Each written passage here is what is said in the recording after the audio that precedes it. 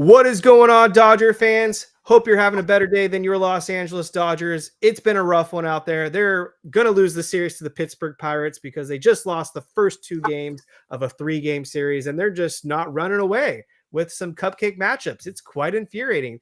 This is Kevin Klein speaking for the Incline Dodgers podcast presented by Tick Pick and Fansided. The Dodgers fall to 78-61. I'm not even worried about the NL West anymore. I'm worried about the Dodgers losing ground with the Philadelphia Phillies as they're looking nearer and nearer to playing that unfortunate NL wild card round. So we'll talk about all that, but we are so excited today on the Incline. We are joined by one of the best sports content creators, not even just MLB. I want to get into the wrestling in a minute, but Jakob Berger, who I'm going to drop the social media handles in the description below. We'll give Jacob also a second to shout out where you can find his work. So let me pass it over to the man. What is going on? Thank you for joining us. Hey, how are y'all? Well, good overall. Except we've been better. We've been better, Jacob. Yeah. So my name's Jacob, 24 years old. I'm a content creator on platforms like TikTok, YouTube, Facebook, Instagram. I go by my handles for the most part are jj.bergs with 2 S's at the end and an E instead of a U. And there's, I think on X, it's an underscore instead of a dot. But so yeah, basically what I do is I kind of reenact sports calls, all sports. But for the past few months, it's been majority baseball because that's really all that's been going on. But yeah, I take clips of sports announcers and play and funny play calls and I just kind of recreate them in a exaggerated, goofy way and just the goal is to try to make fun out of the game or games and just to draw in more viewers and to bring smiles and laughter into people's lives. So. Yeah, for those of you that haven't seen Jacob's work, he takes these calls and he reenacts both of the people in the booth. So yeah, okay. Yeah, I forgot to say the color commentator too. Yeah, and just the reactions that you give to the whoever's doing the play-by-play call or the color commentating is hysterical. I love the ones that you do of the A's broadcast booth in particular. Those are hysterical. Love Jenny Kavnar and Dallas Braden, man. Yeah, those guys are great. But you're a Dodgers fan, correct? Yeah. Yep, I am. I'm a big Dodgers and USC Trojans fan. My dad's from the Orange County area. So we live in Dallas, Texas. That's where I kind of grew up. I was born in South Bend, Indiana, which is kind of weird because that's where Notre Dame's at, and I hate Notre Dame.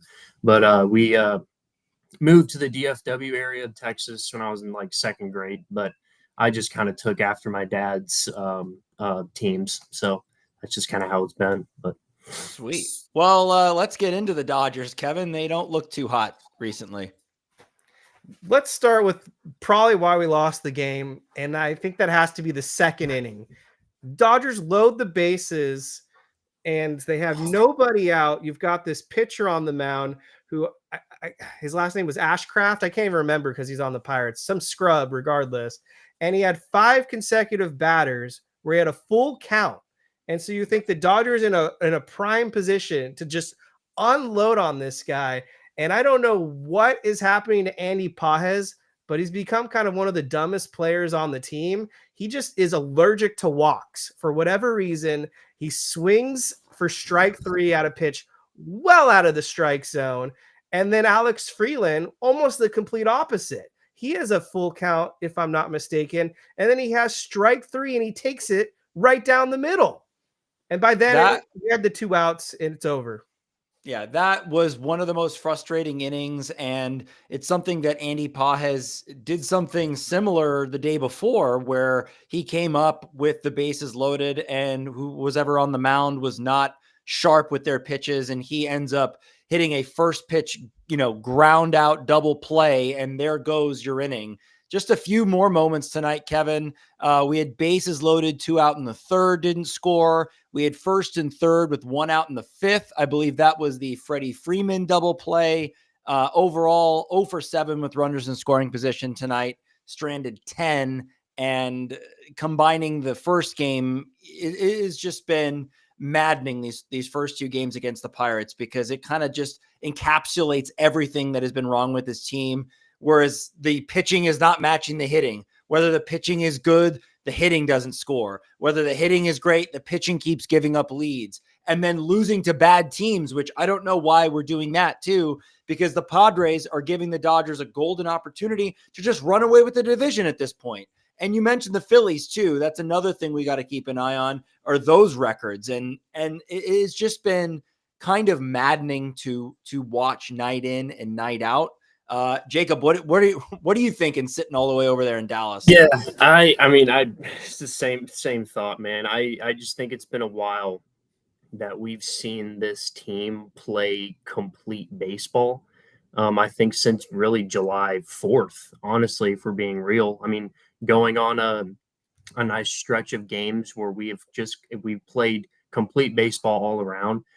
We just haven't seen that since we played the Astros. And I don't know, this year has just been, it's been a frustrating one to say the least. You know, you mentioned Andy Pages. Like, I think he's been pretty good this year. I think he should have been an all-star, but you mentioned like the last couple of weeks he's gone on a pretty rough stretch, and us stranding runners in scoring position. I mean, it's been a tough watch. It really has.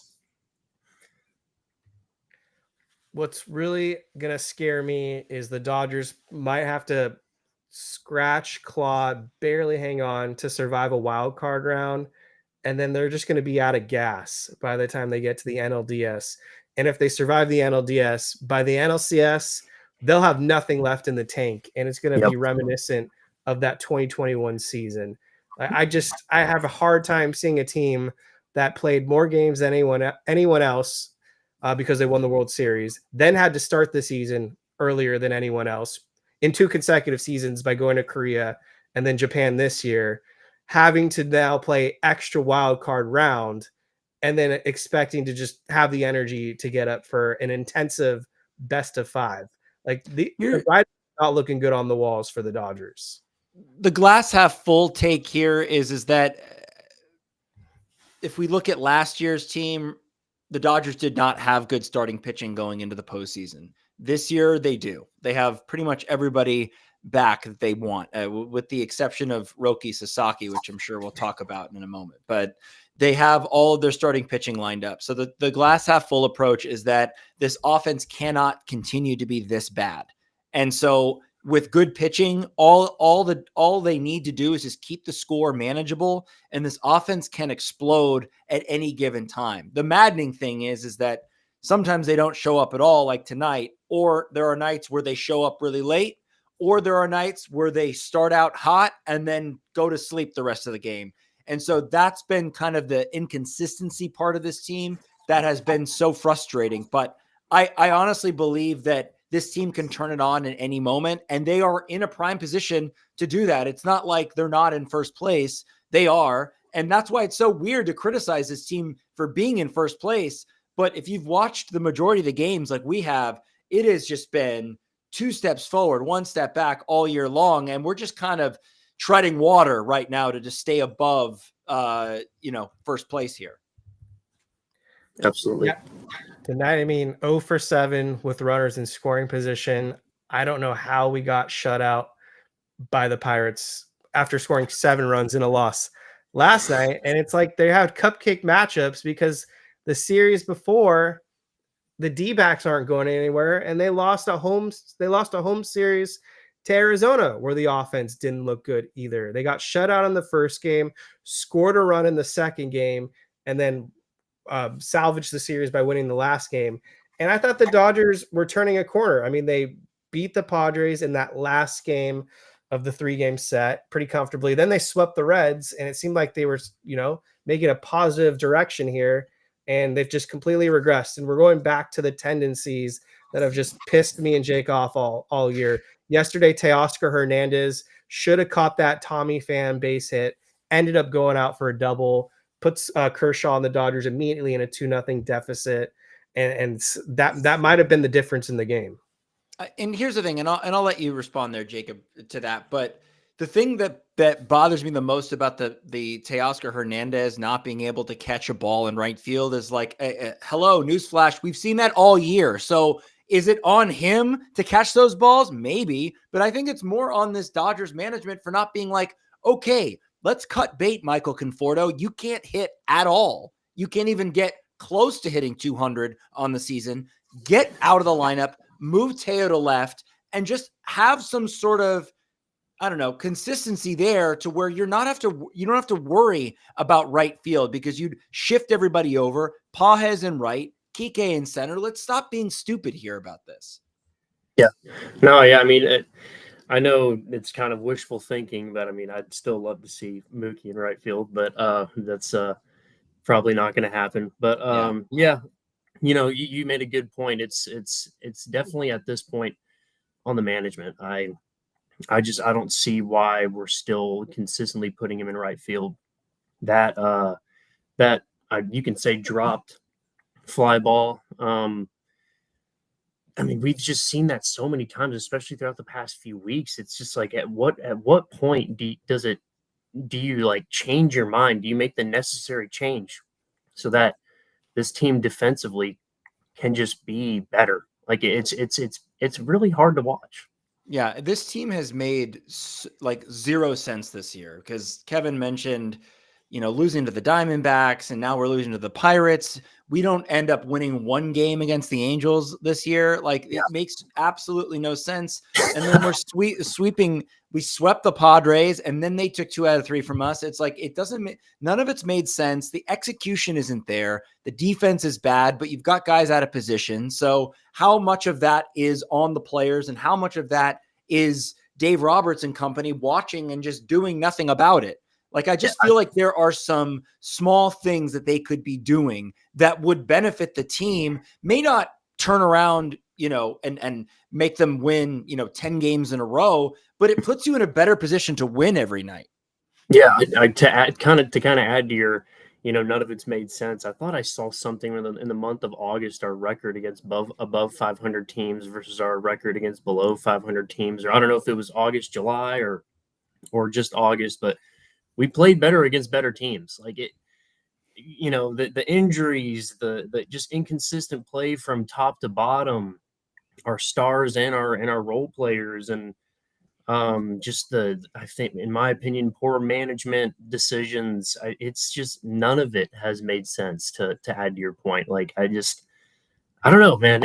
I'm just clueless at this point. Like, where does this team go from here? Like, we have a favorable schedule, but is it favorable when you look at how we played throughout the past month against below 500 teams? So we'll see. This team just makes no sense. With runners in scoring position, they're hitting 281, which is top 3 in Major League Baseball. But as soon as the bases are loaded, they're hitting 225, which is bottom 5 in all of Major League Baseball.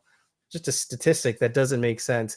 So I saw one of your videos recently, Jacob, where you were like praying to the heavens as a character, obviously, when Michael Conforto hit his 10th home run.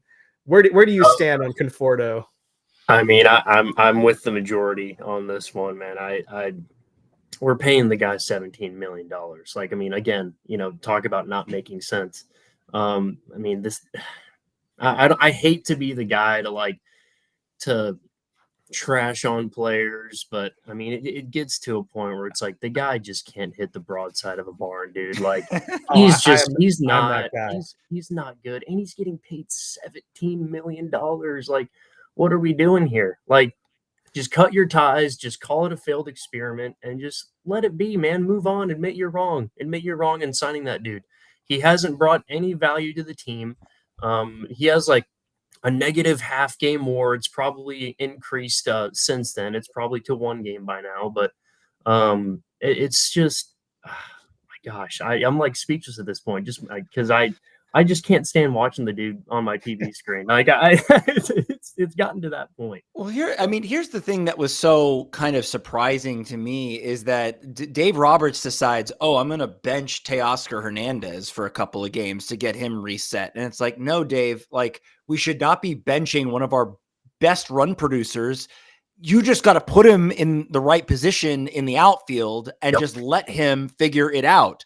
And then a reporter asked him, so does that apply to Michael Conforto? And I don't know whether Dave had this answer locked and loaded or he thought, oh shit, I better say it's all equal here. But then he said, yeah, it applies to Michael Conforto too, but it really hasn't. I mean, imagine if, Teoscar Hernandez had been going through a slump like this, like Conforto, which has been all season. Would Dave have benched him for even longer? It just doesn't make any sense why they're just allowing Conforto to take at-bats away from other guys. Like Hae-Sung Kim is just sitting there. Like, why is that guy not in the lineup? Yeah. Well, he wasn't in the lineup yesterday because apparently he had like a 24-hour flight mishap nightmare scenario where I think his flights got delayed and then he got to the ballpark barely in time. At least they benched Conforto today for Alex Call, though he didn't really add much to the offense, as I've been. He got one of our hits, Kevin. He got one of our hits. He did. Well, if there's one thing about me, I'm not afraid to trash players. And with Michael Conforto, I never thought I'd say this, but it made me grow an appreciation for Josh Reddick now. I would take Josh Reddick in the lineup over Michael Conforto. He actually follows me on TikTok, by the way. So. Yeah, I don't know about that, Kevin. I mean, maybe defensively he's better, but I remember Josh Reddick starting like 0 for 11 or 0 for 14 or whatever it was when they brought him over. At least he hit above 200. Yeah, I mean, there's that. I mean, it's the bar is so low here. He hit 258 for the Dodgers. I'd gladly take that over. I'm surprised it was that high. Well, he only had 2. Yeah, that is kind of shocking, honestly. I did not know that. Wow. He only had 2 home runs, so that was the trade-off, unfortunately. Yeah, I just look, it's everyone is sort of saying that making the argument, if we go back to Mookie Betts, like why is he playing shortstop and wouldn't it be better if he played right field or a position that he's more comfortable with and won 6 Gold Gloves out there? I would say yes, but the thing that doesn't make any sense to me is why are we continuing to do things that aren't advantageous to this team? Like it just for an organization as cerebral and smart and well-researched and well-run as the Dodgers, having come off a World Series win where they literally did analytics to piece together games with their bad rotation and really good bullpen to be able to win a World Series. Why is it this year it's like we're doing things just arbitrarily with no supporting evidence to say that Michael Conforto should be in there every day, or Mookie Betts should be at shortstop, or Teoscar Hernandez should be in right field, or that Hae-Sung Kim just deserves to be glued to the bench so that he ends up, basically cooling off. I mean, before he got hurt, Hae-Sung Kim had cooled off considerably because he wasn't getting everyday at-bats like he should have been getting. And it's that kind of stuff that I don't get. Good news is Will Smith's right hand, the x-rays came back negative, so he's day-to-day unlikely to play tomorrow. I guess Dave Roberts shared that they could call up somebody in an emergency catcher situation, so we'll see if the Dodgers shuffle the decks. Appreciate everyone tuning in. Hit that like button if you haven't yet. If you got questions for the show, we'll take some questions. I want to get a little off topic real quick. So Jacob, I take it you're a wrestling guy because you sometimes do wrestling. I'm actually not. Actually not. Yeah, I just gotten some comments on my videos. People were just like, "You should get into WWE. Like it's so funny, JR." And yeah. So I searched clips and your Brock Lesnar return in SummerSlam. That might be your GOAT one right now. That has to be one of my favorite ones. But those videos usually don't do as well unless I jump on it quick. So like the what's the Hell in the Cell one with Kane and who else I can't remember, and then Undertaker and an Undertaker one. I don't know. I honestly don't know because I don't watch the WWE, but a couple of those videos didn't do well in terms of views, but They got a lot of shares, like the ratio of shares to likes to views, crazy. Like the engagement level was huge, but the views weren't very high. But I did the Brock Lesnar one like the day after it happened, so like it was still kind of trending, and so that one just exploded, and I was like, holy crap.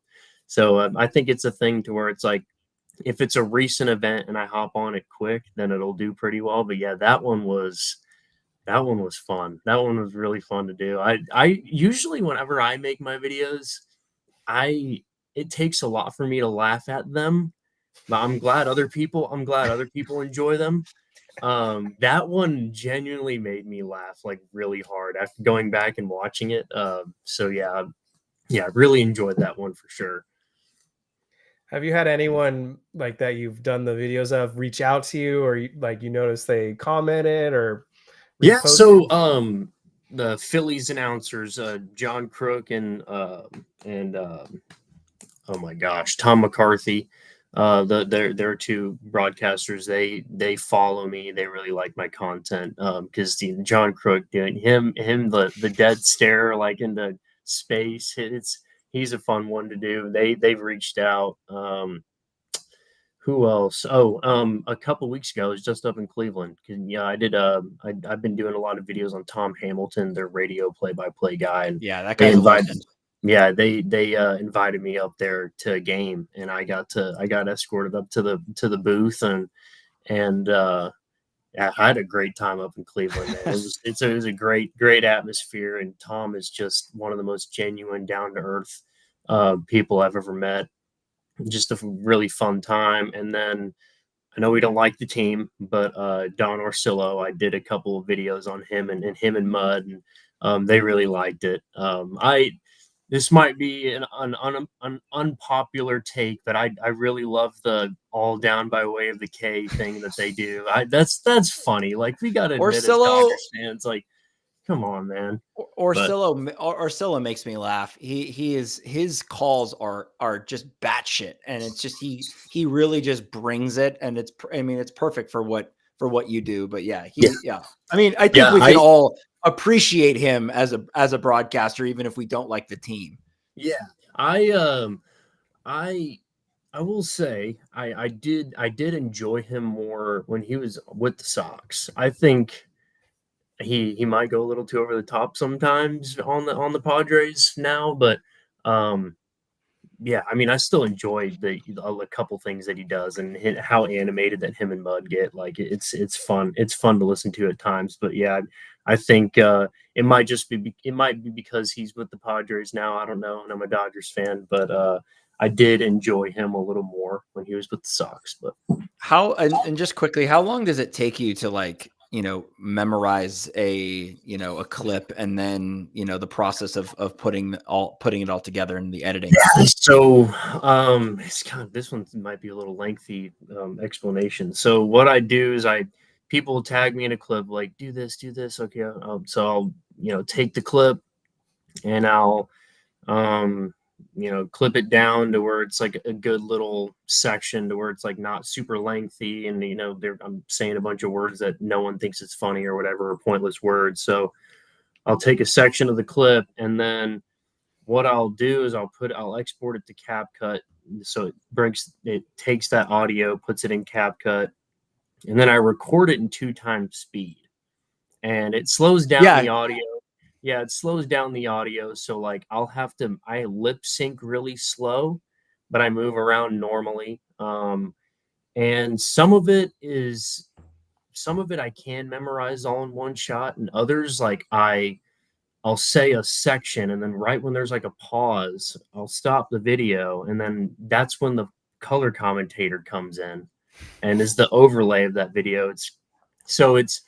It's not, in terms of memorization, it's not as hard as what some may think, but I think it's just better for the visual, and it kind of gives it a more cartoony vibe to it, and adding the color commentator, even though they may not say anything, it brings more humor into it. So sick. Awesome. Yeah. No, I agree with that. Some of the color commentating when you don't even say anything just makes it 10 times funnier because of the facial expression. That's like all of Tom Hamilton's videos. His color commentator, I think his name's like Jim Rosenhaus. Yeah, he rarely says anything during games, and they even like kind of were picking on him whenever I was in the booth talking to them. He's like, "I'm trying to get Jim to start saying more stuff and stuff like that." Yeah. So yeah, they're like, whenever you do his impression, I'm like, honestly, I didn't even know that there was a color commentator in the booth with you, to be honest. Yeah, so they were good. like, yeah, that's me. But yeah, I think a lot of videos where the color commentator doesn't say anything, I think those can be better, just because I can like do more things. I can think of more stuff to be a little more goofy, and I don't have to worry about memorizing words. So Absolutely. Well, good stuff, man. Really All right, good well, stuff. let's go from something fun now to something that's been not so fun. I think it's time to talk about Kirby Yates, and then we can talk about Tanner Scott. But we'll start with Kirby Yates. What the heck do the Dodgers do with Kirby Yates? Fortunately, they've got like 20 games or so for him to figure his shit out, but he just seems to be getting worse and worse as opposed to better and better as the season has gone on. And with each IL stint, it's like he comes back.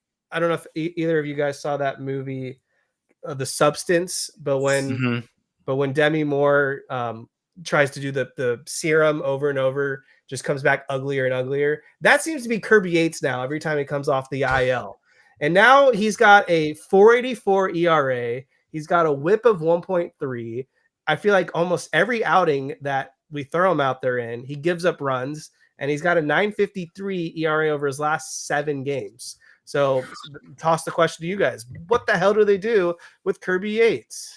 I think they have to put him in more low leverage situations. I think that is what we just have to do with him in order for him to get right and really earn those high leverage spots. Because with the rest of the bullpen being kind of volatile right now, I mean, not everyone is kind of not great. Like, the evidence is from last night where it was like the Dodgers put up 7 runs, but the bullpen surrendered 5 of those runs. And it is just not acceptable when, you're throwing guys out there like Trinan and Yates and Scott and Bonda and Vesia. And none of those guys are particularly sharp, even though Vesia has been good pretty much the whole year. He's hurt now.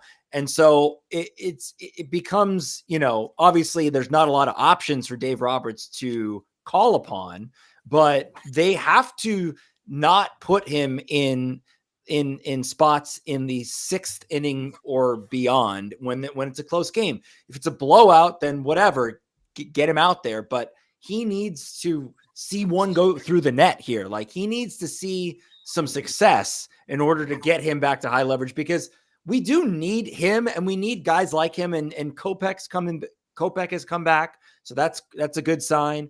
But yeah, I would go low leverage right now just to see if he can figure it out. And if he still can't, then, see ya, buddy.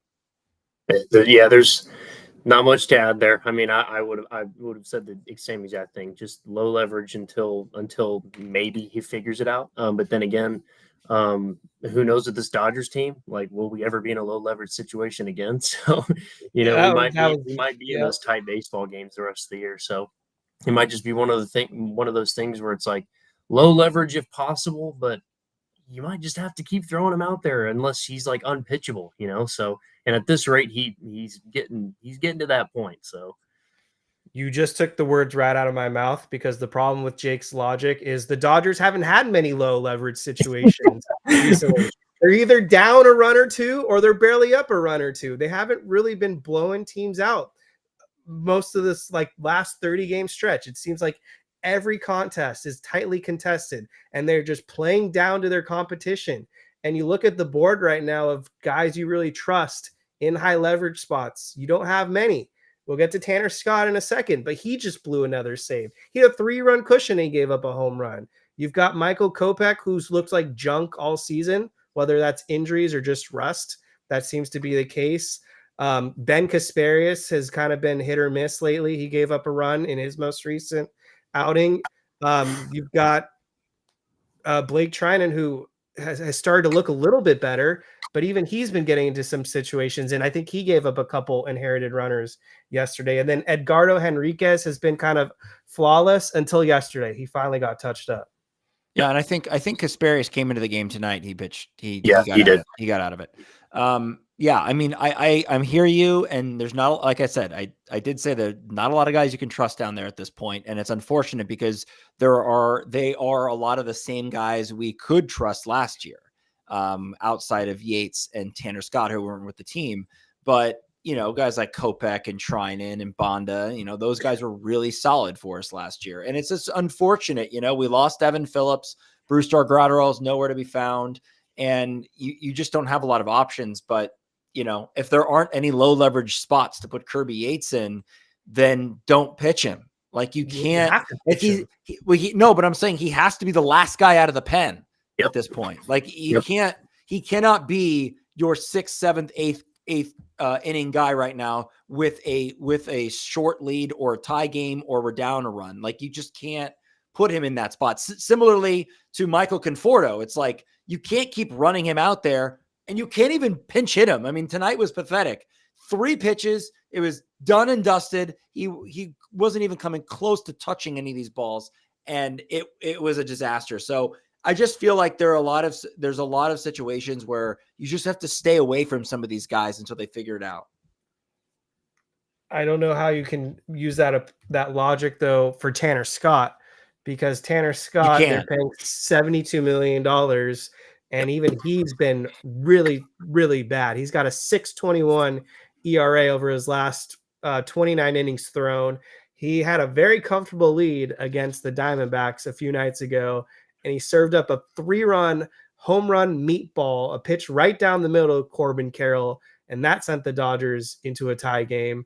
I mean, a 4.44 ERA, 8 or 9 blown saves, whatever it is at this point, barely has the strikeouts to match the innings thrown. 50 strikeouts, 49 innings thrown, a 1.19 WHIP. This is as bad of a first-year impression for a Dodgers reliever that I can remember.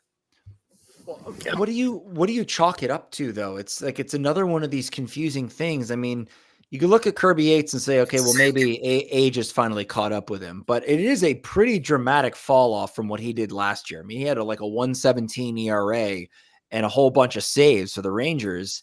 And to go from that to this is kind of surprising, but at least it's like, he's almost 40 years old, this guy. So you kind of are like, maybe that's what it is. But with Tanner Scott, he's just should be in the prime of his career and was lights out last year. What is going on with him this year?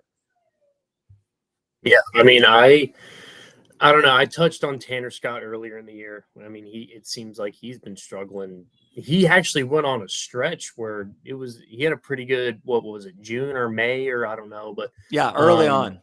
Yeah, he went on a pretty good stretch there. Beginning of the year, struggled also, but he had that little stretch where he did pretty well.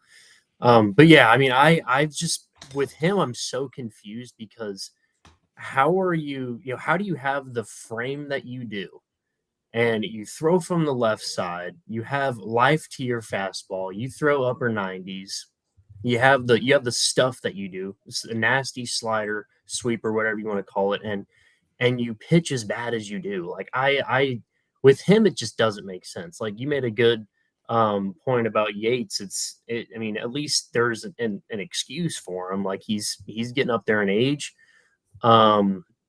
Yeah, I just don't understand it with Tanner. And I haven't understood it all year. And it's like, but you have to, he's a guy that you kind of have to throw out there, because he's the 3rd highest paid reliever in baseball. So it's like, what else can you do? You probably have people in your ear saying you got to throw him out there because we've invested a lot of money in this dude. So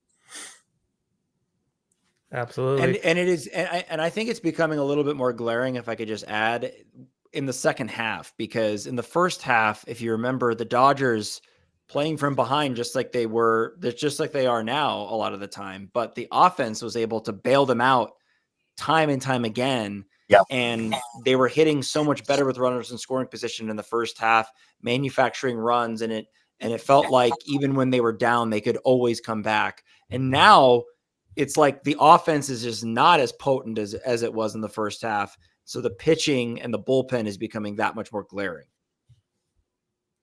The other thing that rubbed me the wrong way, I feel like Dave Roberts really fumbled yesterday's game when he pulled Clayton Kershaw way too early. He was at 83 pitches or whatever. He was in a really good groove. He had shut the Pirates down, like only gave up maybe a couple hits after that rocky first inning. You need to send Clayton Kershaw out there to go the sixth inning, especially when the bullpen, which ended up being bad as it's been, pretty much put that game in harm's way for the Dodgers to lose. I mean, how do you pull a guy in August that went 5-0 with a 1.88 ERA, and you only let him go 5 innings yesterday when your bullpen has been as bad as it's been? It just doesn't make any sense to me. Yep, completely agree. I mean, yeah. I mean, you said it perfectly. Kershaw. I mean, pitcher of the month probably. I don't know. It was. I think it was Skeens, right? Or I don't know who was it. Who was it for the NL? You know? I think it was Freddie Peralta, but I have to double check. Gotcha. Yeah, but I mean, Kershaw had a fantastic August, and like you said, I mean, the bullpen just hasn't been sharp, and our bullpen has the most innings of any team in Major League Baseball, and you have a guy not even so much the 5 innings, it's the 83 pitches in 5 innings. Like he could go at least one more, just assuming that he would have stayed in the groove that he was in yesterday. So yeah, I mean, it doesn't make any sense. Like this whole year hasn't made sense. So yeah, and the only pushback I would say to that, and I agree with you, with as bad as the bullpen has been, let Kershaw get hit and give up and make the Pirates break the tie off of him before you go to the bullpen. But the pushback I would have for you guys here is that this is the Pirates. And even though it doesn't seem like it's the Pirates, it's like they're the 27 Yankees against us, but it is the Pirates, and the Dodgers need to know who they can trust. And so going to Enriquez in that spot, I didn't hate it. It was like Kershaw, you want to conserve his energy, his pitch count and all of that stuff. And I get it, but you go to a guy who has been great and has been pretty consistent, and he just didn't have it that night. Unfortunately, nobody else did either. And so that was a thing where I'm like, you got to see what you have. You got to kind of do these trial runs as if you're in a playoff situation and figure out if you got guys that can do it. It's the Pirates, Kevin. It's the Pirates. They're being too cute. They're not playing with urgency. Like they are. That is urgency. That is going to the bullpen in that situation is urgency. No, how is it not urgency? My argument is I trust Kershaw in that 6th inning over Henriquez or Kasperius or whoever else, Kopech, who was just activated off the IL, and Trinan, the way he's been pitching recently. I'll take Kershaw on an 80 pitch count over any of those guys at that moment in time. Sure. Go ahead. And you have nothing to lose with Kershaw running out of gas, because chances are, unless there's an injury, he's not starting in the postseason anyways. So I hear you, and you're making valid points, and I agree with most of what you're saying, but I think both things can be true. Yep. I agree. I think leaving Kershaw in and letting him try and get out of that jam, because he had found it after giving up 4 runs early on. Yep. He had found it. I totally am with you on that. But also, what's also true is they need this bullpen. They have to have it. They have to have guys that are reliable in these types of situations. And so doing it against the Pirates, even though it seems like it's over managing, are the types of moves you're going to do in the playoffs. And so unfortunately, none of them could execute last night, so it didn't work. But I see both arguments here, and I don't fault Dave Roberts for going to the bullpen in that situation.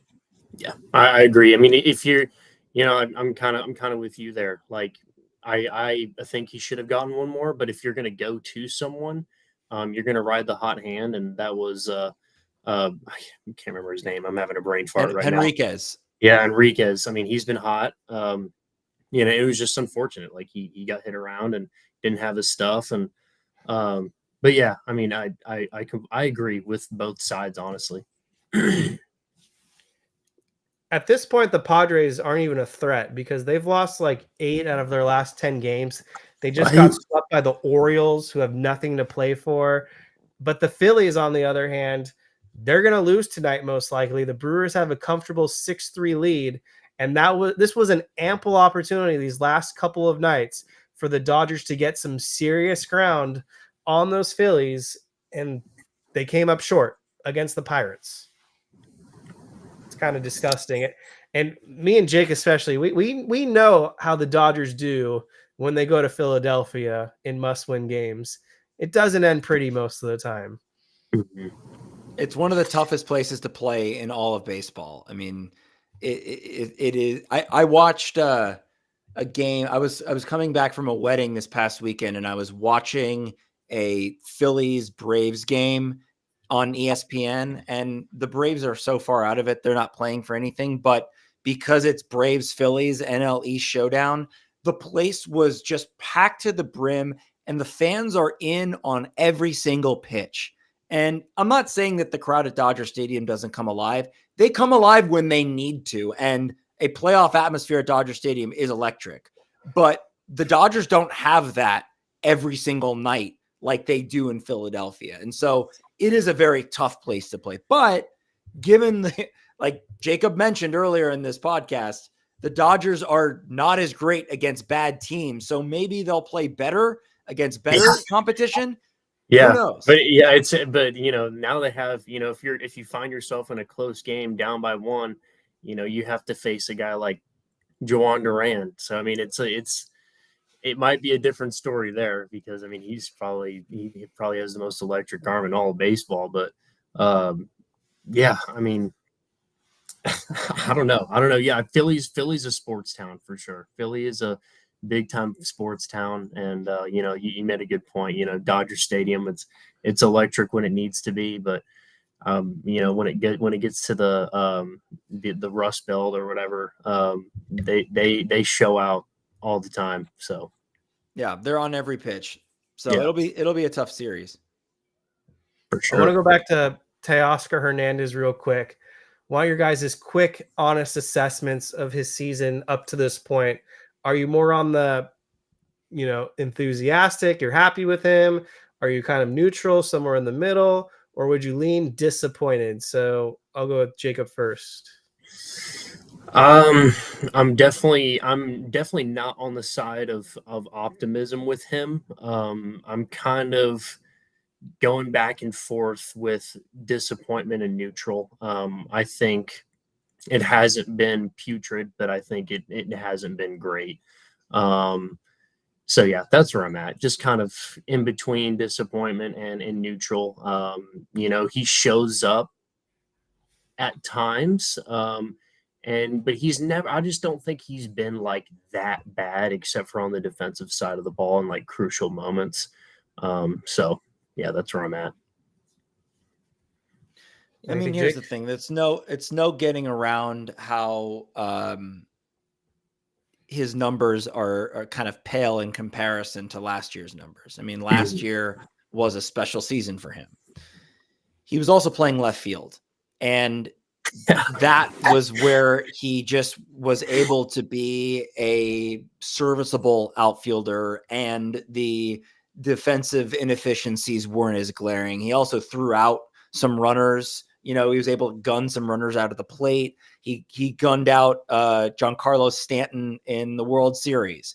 So my whole take on this is going to be about the fact that they put him in right field. It is an experiment that has continued to fail and fail and fail and fail. You have Dave Roberts in the media chapping him for not being able to play the position, which he knows he can't play. Statistically, one of, if not the worst right fielders in baseball. And yet we're expecting him to make catches that he cannot make. And we're bashing him in the media for it. That can't be helpful to him at the plate if he's thinking about that all the time.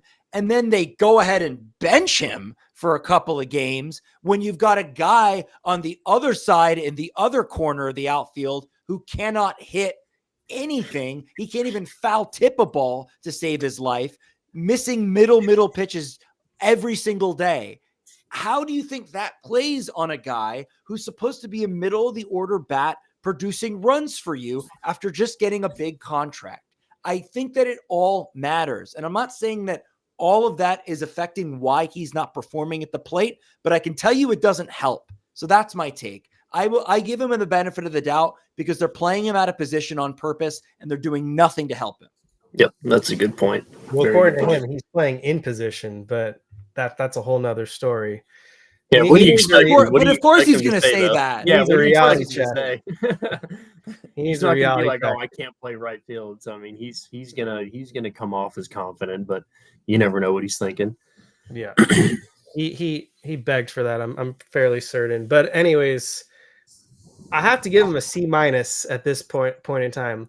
Like if I were to isolate just two stats, his home runs and RBIs, 21 home runs, 78 RBIs, I'd be like, oh wow, he must be having an awesome season. But then you look at the rest of the stuff when you zoom out, 246 batting average, okay, but not great. But then the 284 on base percentage, that's trash. He's not walking enough clearly. 734 OPS, that's below league average. He should be having close to an 800 OPS, especially given the 21 home runs. But the other stuff, obviously, the defense pisses me off, and then the WRC plus at 100 suggests that he's just been league average with his bat. But that defense has really been the sticking point for why it's just been kind of an underwhelming season for Teoscar. Yeah, I agree. And whether he asked for it or not, it's a similar thing with Mookie Betts. It's like whether he asked to play shortstop or not, it's like you have to put these guys in the positions that are going to make your ball club win games. And they just haven't been doing that this year for some reason that has not been explained to any of us. Yeah. Hey, you guys mentioned, I mean, we've all mentioned the defense with Teoscar, but it's not even the glove, it's his arm too. Like his arm just doesn't seem like the same. Like there's been a couple of throws that, I mean, in recent weeks throughout the past month where it's like he's gotten behind balls and runners tagging third and trying to score, and he's behind the ball, catches it, has all the momentum going, and it's not even close. And it's like not even like that far of a throw. I mean, I hate to use the word because, I mean, I'd like to say he still has some left in the tank, but I mean, it seems like he kind of has a noodle. Like it's weird. It seems like it's a completely different year all around, and that goes with, him being in the wrong position in right field. But also, I don't know, it might be the injury that he was dealing with, but I don't know. I have no clue. I mean, yeah, it's certainly been underwhelming. There's no other way to slice it. He just hasn't been himself. And it's similarly, it's like Mookie Betts, really underwhelming season from him offensively. And that is kind of what you want. You don't want him to be an above average shortstop. That's not why they gave him that contract. The fact that he is a testament to his work ethic and his athletic ability, which has always been elite. But to me, it's like, I don't care how good he is at shortstop. If he's not hitting the ball, then why do I care? Yeah. It's just, there's just so many things like that. It's just so frustrating. I want to make sure we get to the big story now. We haven't talked about him yet, but Andrew Heaney coming back to the Dodgers. Andrew Heaney was with the ball club in 2022, 3.10 ERA, only threw 72 innings. I know he dealt with some injuries, but had that 110 strikeouts. He was just a strikeout phenom this year with the Pirates. It's been a struggle. 5.39 ERA. The Dodgers added him on a minor league deal just in time to be playoff eligible if they need him. Do you guys have any expectations? Will Andrew Heaney be a thing for the Dodgers with a month left in 2025? I don't know. Yeah, that's kind of my thought. I was going to say, Jake, you go first. I mean, that's exactly look, I think that when they need a spot start, it's a good, piece to have to bring up. Or like for instance, tonight, they had to scratch Ohtani because he was dealing with some sickness. And so they went with Emmett Sheehan, who I actually think Emmett's been pretty damn good this year. Yeah, I completely agree. And I'm really happy with what I've seen from him. Unfortunately, he got no run support tonight, and just made 2 mistakes, just 2 home runs, and that was it. But yeah, so I could see that. I could see, that I know the Dodgers used him, in the rotation and the bullpen. So I know he has experience there. He could be a long man, like kind of what we see from, Justin Robleski at times, but I don't really have much expectations. I don't know what role he would necessarily have, because right now in that role that I would envision Andrew Heaney, you have Clayton Kershaw. So I think Kershaw is kind of the one you want to go with. He's the one that's been, a much better pitcher this year. And you kind of know what you have with him. If he needs to come in out of the bullpen or make a start, if it calls, if the situation calls for it. So I don't know. I don't have any expectations for Heaney, to be honest. Yeah, everything he said. I mean, I really don't know what to expect. I don't have really any expectations. Obviously, there's some hope towards maybe he could, hop in and play a significant role, eventually, or maybe in the postseason. I don't know, but yeah, we'll see, man. I really just don't know. Yeah, same here. I don't think he could replace Tanner Scott. I don't think he has that in his arsenal. He's 34 now. It's not like he's some young up and comer. Anything else you guys want to touch on before we get on out of here? I don't know. It's weird because it's like, in the back of my mind, I always think that this team can turn it on, and I still believe that and feel that could happen. And so all the things we've been complaining about will be washed away if they go on this absolute tear and they go into the postseason and take care of business and all of that, and which I could totally see happening. But the problem with this team this year is that you can't really predict anything. It's like nothing has gone to logic here. Nothing is making any kind of sense. So it's a weird uncertainty. It's like last year, it was like I felt pretty confident in the team, even though the starting pitching wasn't right where we wanted it towards the end. Like I felt very confident in that group. And in this group, I don't know if it's the World Series hangover or whatever cliche you want to accompany with it, but something's off this year, and I don't know quite what it is.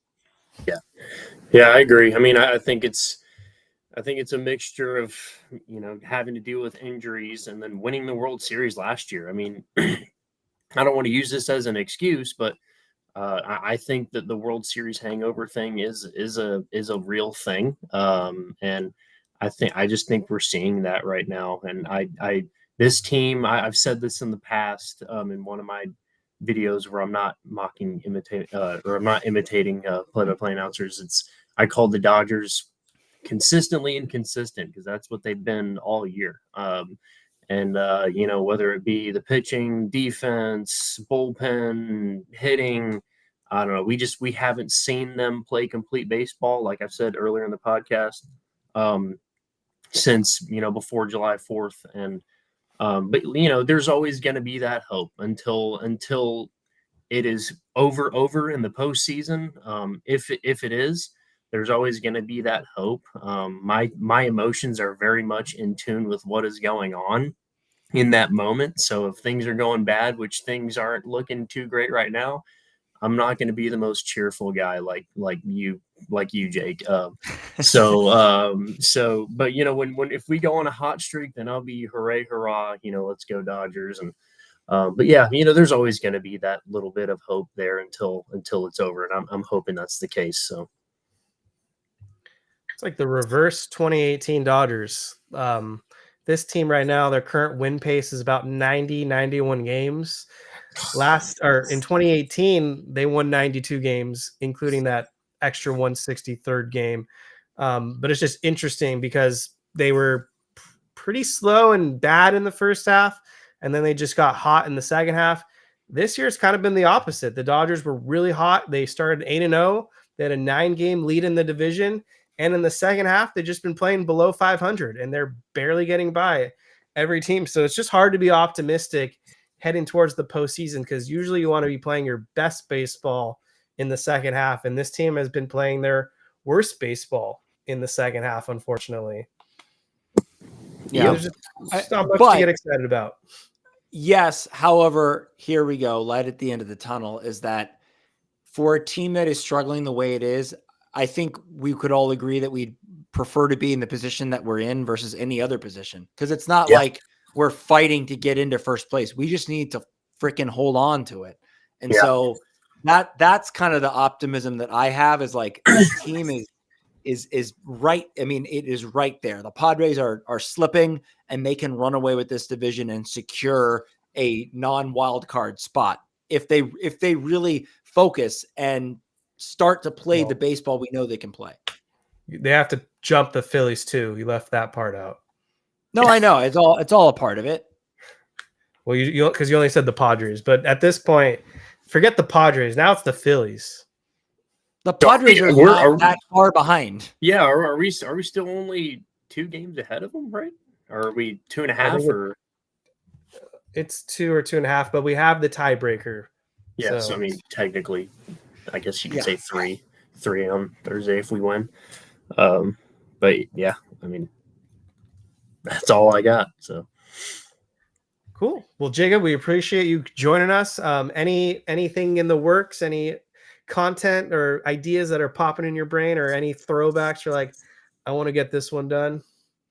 Man, I mean, I've always been just a kind of like a go with the flow type guy. I mean, the videos that I post, I think of that day, unless I'm going to be somewhere and on some day, then I'll pre-record something. But yeah, I mean, nothing really new in the works. You know, there are a couple ideas that I had, possibly streaming and stuff like that, just to be more personal with the fans, if you want to call them that, or followers. But yeah, I mean, as of right now, we're just gonna keep on the grind and just have fun with it. Has anyone ever told you sound a little like Aaron Boone? Do I really? Just a little bit, just the tone of your voice. Is it kind of like the what? I don't even know how to describe. Just it. watch some Aaron Boone press conferences. Okay. You'll see what I follow the Talking Yanks or John Boy, and I'll listen to their interviews or whatever. So, but you should definitely do some like throwbacks, like Hawk Harrelson or something like that. I've done a couple on Hawk. I've done none on Vin Scully. I need to do a couple. That's what you need to do. Yeah, I need to do Vin Scully. There's a couple. The Blue Jays guy. Is it like Hernandez or something, or Martinez? Maybe, I don't know. But I thought it was is it Buck Martinez or something? I think like so. that? Yeah.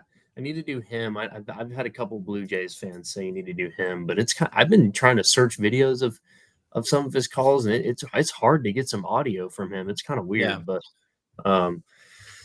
man, I mean, I'm sure there's a couple more that I just can't think of right now. But yeah, I mean, we're going with the flow, and but it's also a grind. There's some days where I wake up and I'm just like, do I want to post, man? But it's, in order to make this real or keep it real, you got to be consistent with it. And that's kind of like the motto I've been going off of is just be consistent. Now that I have what I have, and it's sticking to an audience, you just got to keep at it. You got to keep at it in order to keep it. The Brian Anderson, awesome. Justin Turner 2017 walk-off home run could be a good one. Okay, gotcha. Sweet, noted. Jake might have frozen, but all right. Well, we really appreciate you coming on, Jacob. Jake, if you can hear us, any final thoughts?